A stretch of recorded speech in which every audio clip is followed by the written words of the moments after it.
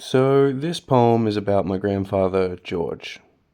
Not maybe as he really was, but how he was to me as a kid. How he seemed, He passed recently. He was incredible. He was fantastic and brutal and disgusting and beautiful. He was amazing. He was inspiring, to me.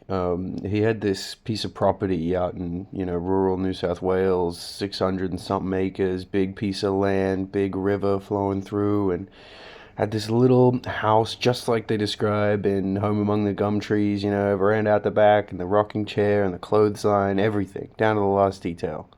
We've gone down to that property once a year for a week or two, basically every single year of my life. And it's an incredible piece of land. It's a floodplain, and the river it overflows. It's the deep, deep river, and it comes up and it overflows over all the paddocks, and the fish swim through the paddocks, and there's blue green algae, and the bull ants run everywhere, and the kangaroos. It's incredible, to me and to us as kids. It's magic, and we still go there, and it's still magic to me, and this is in dedication to Pa, to George, and to that place. That house down there, like I was saying, it's covered in all these poems and jokes and stuff written all over the walls in Sharpie. And I might get up the nerve one day and write this poem up on those walls. I feel like I want to emphasize a little more the type of person that George, my grandfather, was. So he pulled out many of his own teeth rather than go to the dentist. Like the joke in Parks and Recreation where Ron Swanson pulls out his tooth, right? But the whole joke is that he didn't actually pull out that tooth because even Ron's not that crazy. Well, my granddad was that crazy, and he did pull out his own teeth multiple times. Multiple times I remember catching flies off of his open wounds as a child because he would just let them. He always had open wounds, and there were flies in his open wounds that had definitely just come from carcasses and stuff. He did not care. His feet looked exactly like the bottom of a riverbed. Exactly. Like there was multiple centimeters worth of padding on his feet. They were tough. Like if you tried to stab his foot with a nail, it wouldn't work. It was hard. You couldn't tell where he began and the land ended. You know what I mean? He just blended right into the landscape. All right. Multiple times I saw him shoot ants off of his clothesline without breaking the clothesline. All right. Like that isn't possible. No one can do that. That's not a possible thing that a human being is capable of doing, and he could do it. I saw him do it multiple times. He was insane. He had a bar on his ute so that he could rest his shotgun out of the window of his ute while he was screaming through the paddocks, fucking 60 k's an hour, whatever. He would be shooting out of his ute, which I would never do. But I mean, Jesus Christ, like this man was incredible. He was an incredible, strong man, a throwback from a different time. He was almost tribal. He was mystical to me, you know what I mean? And I want to just reemphasize, this maybe isn't truly this isn't supposed to be a representation of who he really was. This is a representation of how he seemed to me, who he was to me. He was different things to different people, like everyone. Oh yeah, he was also an Olympic level clay target shooter with a shotgun, and he was invited to the Olympics, but he chose not to go because he would rather take care of his cows and they weren't going to pay him. Another story about Pa. Anyway, here it is, the Epic of George. Paid no heed to the flies upon his wounds, had no need of shoes, this man.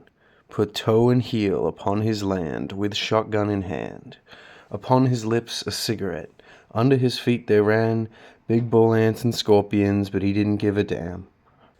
Nights and days and floods and rain, droughts and frosts and pain, this man there stood upon his land over and again.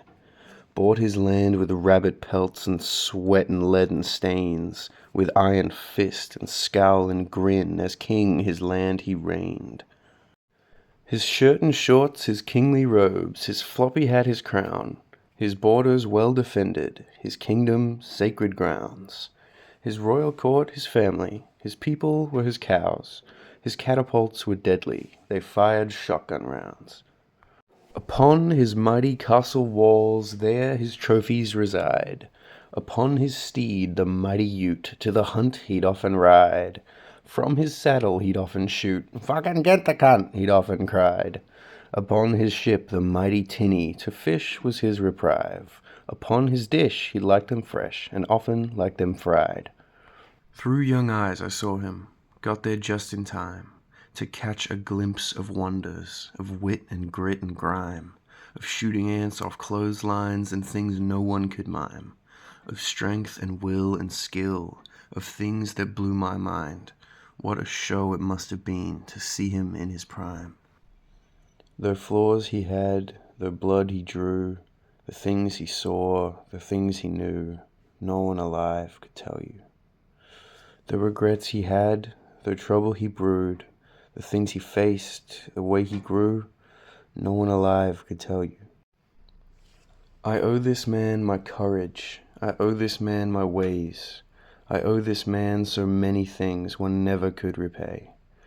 In this he is not alone, but I owe this man my fate. He showed me that my fear was empty, showed me what it takes, showed me how to spend my days, though I never said this to his face. This he would prefer, his time he wouldn't waste, with tearful words and sentiment, it wasn't to his taste. This he would prefer, an epic in his name, a tale of jokes and guts and danger, a tale of local fame, a tale of skill and blood and flames, a tale of a man untamed.